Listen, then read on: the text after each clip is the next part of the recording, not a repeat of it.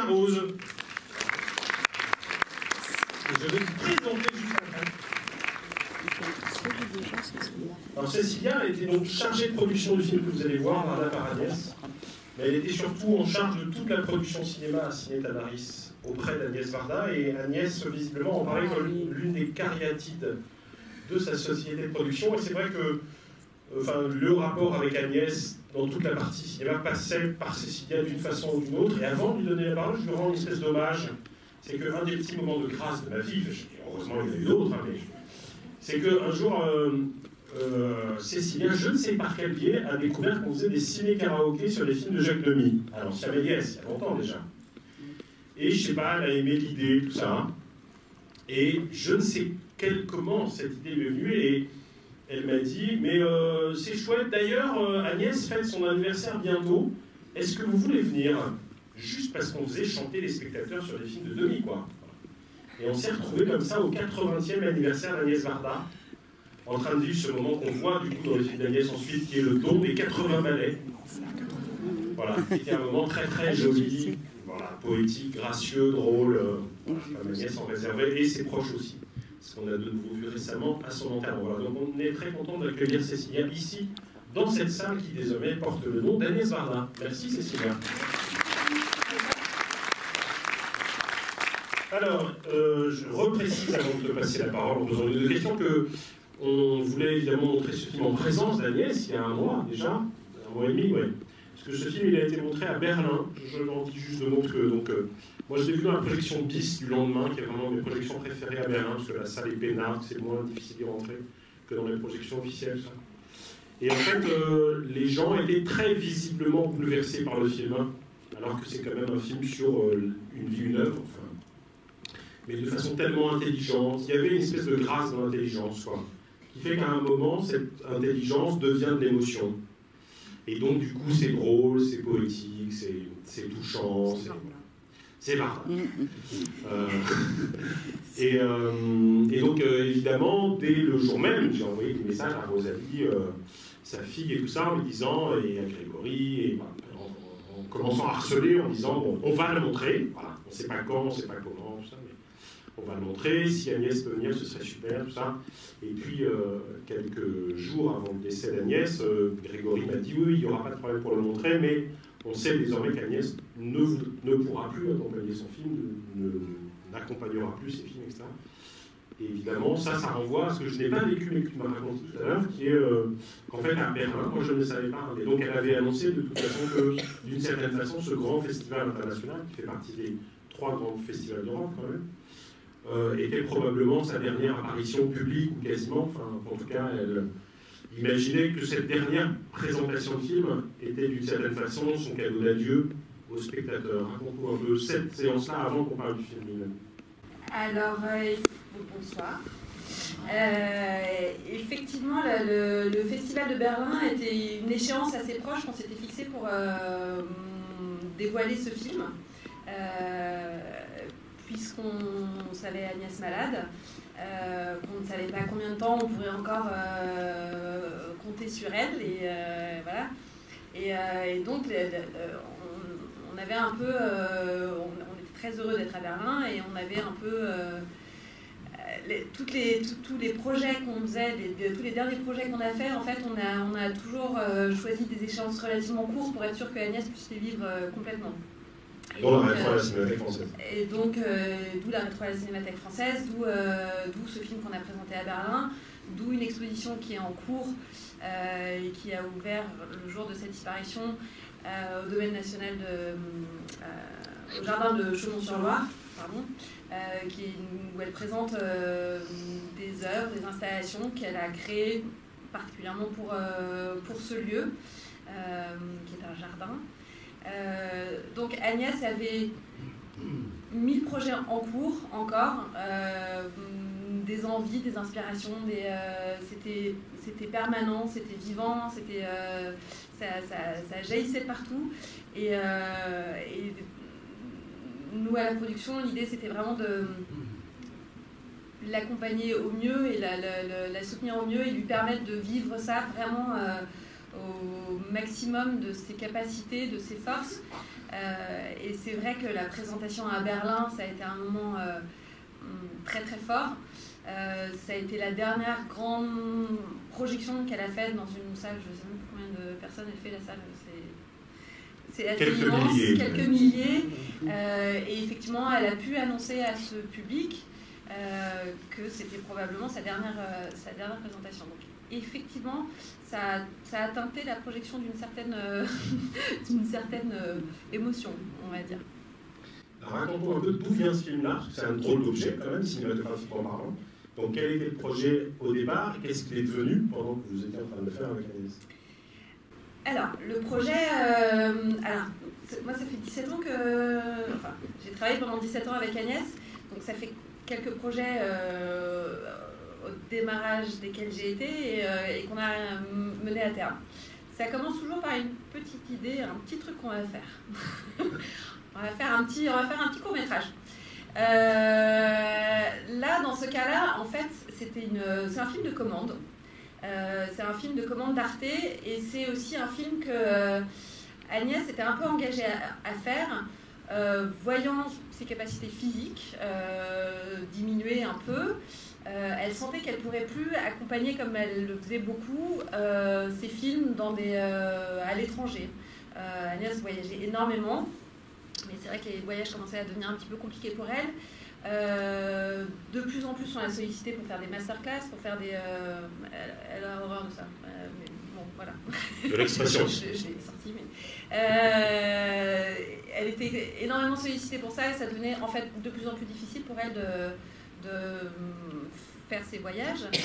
Et donc, l'idée, c'était de proposer un film, une leçon de cinéma qui serait... Alors, l'idée au départ, c'était de faire une captation d'une de ces leçons de cinéma qu'elle donnait à l'étranger. Ça a commencé comme ça.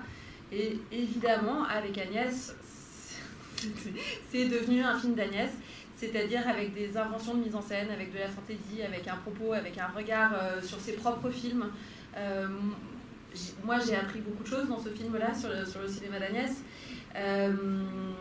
Et puis surtout, en fait, il y a eu aussi une chose assez essentielle, c'est-à-dire que le projet a commencé avant qu'Agnès rencontre JR. Elle a rencontré JR, il y a eu ce coup de foudre total, amical, artistique, avec lequel ils ont fait Visage Village, qui a été quand même 3 années de sa vie très riches, très pleines, là aussi de voyages, de rencontres, d'inventions, de créativité. Et quand tout ça s'est terminé, Agnès s'est remise à l'ouvrage, malade déjà, un peu fatiguée aussi, mais toujours avec une envie d'inventer, de trouver des nouvelles formes, de faire un film de ses films, en fait, de faire un film de son propos. C'est-à-dire que la captation simple, ça aurait été... c'était peut-être l'idée au départ, mais c'était impossible.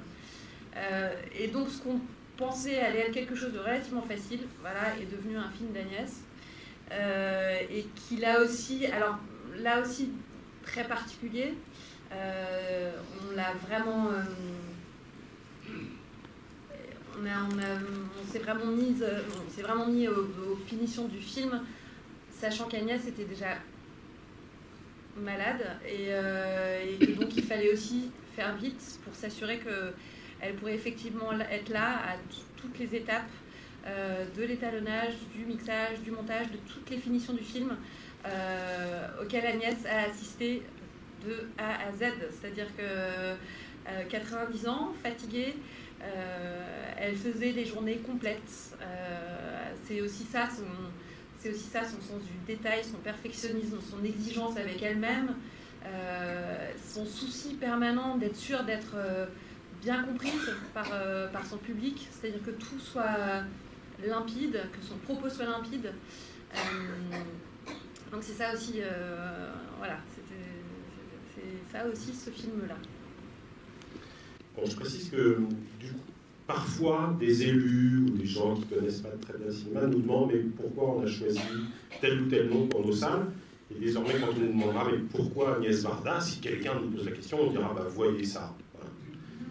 C'est-à-dire que le film est une telle somme de l'histoire d'une vie, d'une œuvre, d'une créativité, que d'emblée, il est une espèce de proposition. Enfin, la seule envie qu'on ait quand on découvre Varda par Agnès, c'est de revoir tous ces films, quoi. Bon, et d'ailleurs, je reprécise que quand je dis ça, c'est une espèce de confidence. Je ne sais pas du tout si ça marche, mais j'ai vu un film dont je n'attendais pas de penser aussi bien aujourd'hui d'un cinéaste un peu mythique, comme ça, en tout cas à l'étranger, peut-être plus encore qu'en France.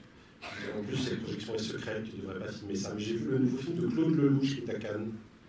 La projection a été interdite à 5 exceptions près. Ils viennent d'annoncer que le film était en compétition à Cannes. Et du coup, il y a eu quelques possibilités de voir le film avant. Et je pense qu'on devrait réussir à faire venir Lelouch. Et c'est pour ça que j'y pense là. C'est une proposition de revisitation de son propre cinéma, très différente, totalement fictionnelle, mais dans lequel Trintignant est totalement démentiel, quoi. Enfin, un acteur qui tout à coup donne ça à la fin de sa vie et dans ce regard-là à l'œuvre commune qu'ils ont fait 50 ans plus tôt, c'est une espèce de regard dans le rétroviseur complètement bouleversante et par moments totalement gracieuse, y compris par la force d'écriture de Lelouch, qui est pour moi une vraie surprise, de retrouver comme ça un désir, un élan, parce qu'il travaille avec les bonnes personnes, parce qu'il a envie de les filmer.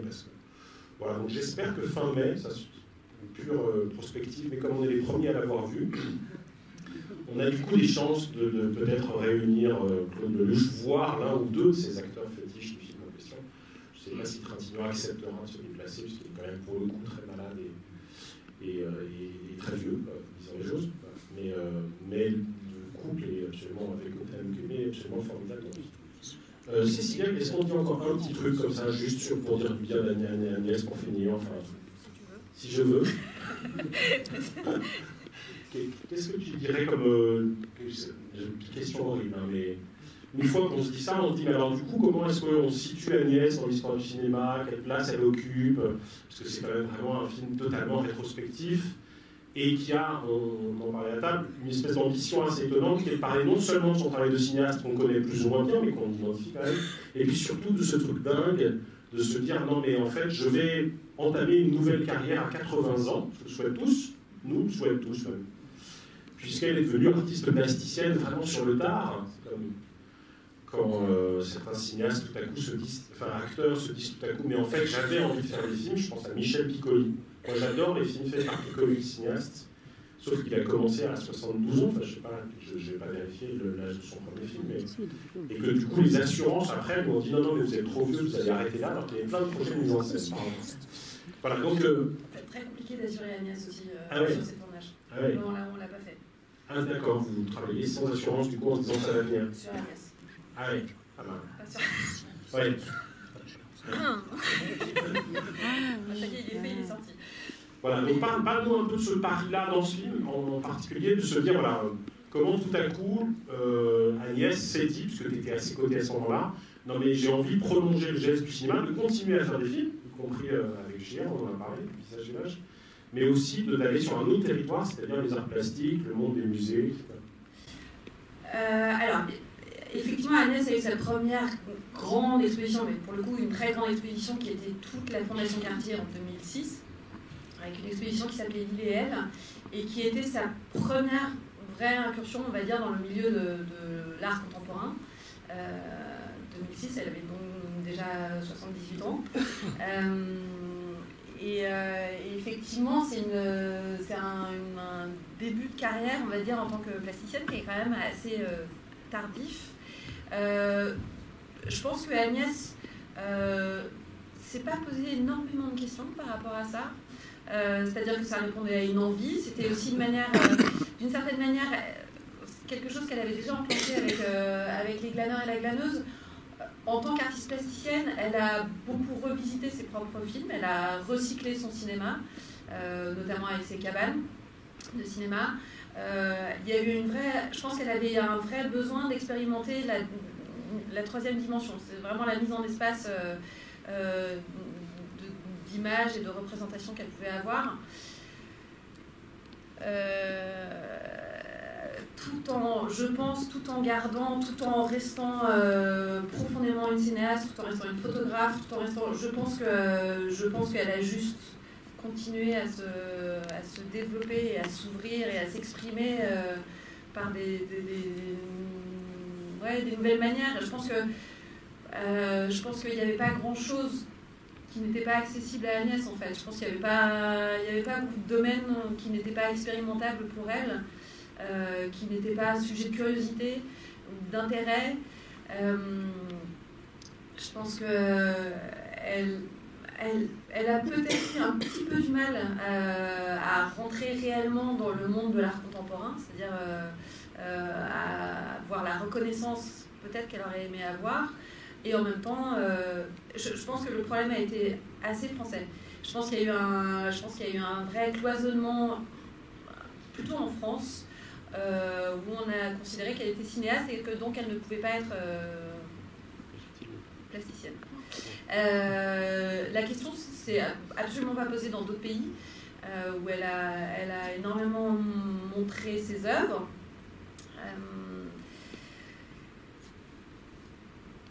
C'est un peu ça ce que je peux dire sur son travail de plasticienne. C'est-à-dire, tout était possible et tout était à sa portée aussi, réalisable.